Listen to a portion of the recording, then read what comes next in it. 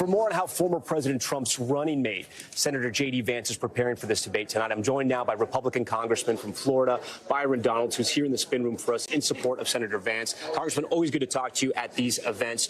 First up, what do you know about Senator Vance's prep? What can you tell us? Well, look, I think J.D.'s prep has been what he's been doing on the campaign trail and really in media interviews for the last month and a half now. He's really filled that vacuum left by Tim Walz and Kamala Harris, since they don't want to do press. They don't want to engage the media and actually explain their values, their policy to the American people. And so I think that has prepared him.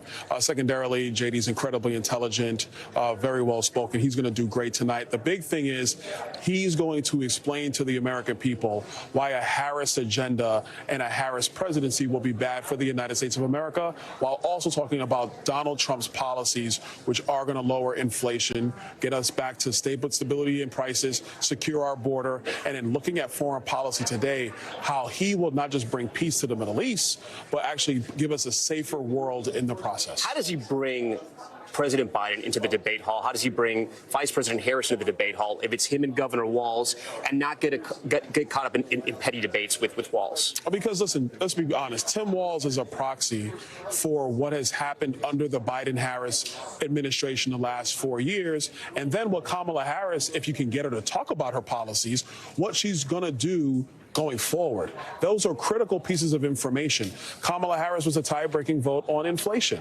So that causes crazy inflation in our country. She's been right there supporting massive open borders under Joe Biden.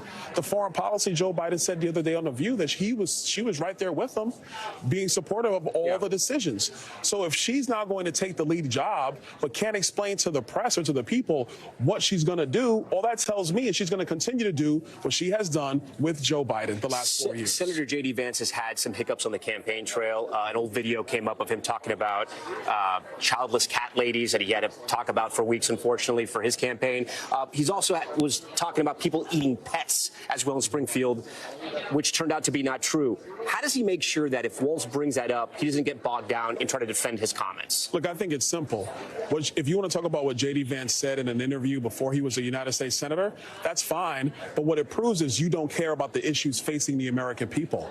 That's the stuff that matters, not only in this debate, but in this election. You think he'll be disciplined enough to do that, to move the debate? I totally believe that J.D.'s going to have the ability to do that, and he will do that, because it's not about Tim Walz or J.D. Vance. It's about the American people.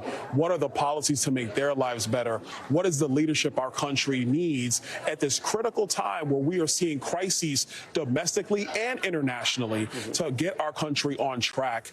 That's the path forward when Tim Walz tries to muck up this debate with personal attacks. You know, when you're vice president, you're one heartbeat away from the presidency. Senator J.D. Vance has been in Congress, I think it's about 2 years. Before that, he wrote a book, bestseller.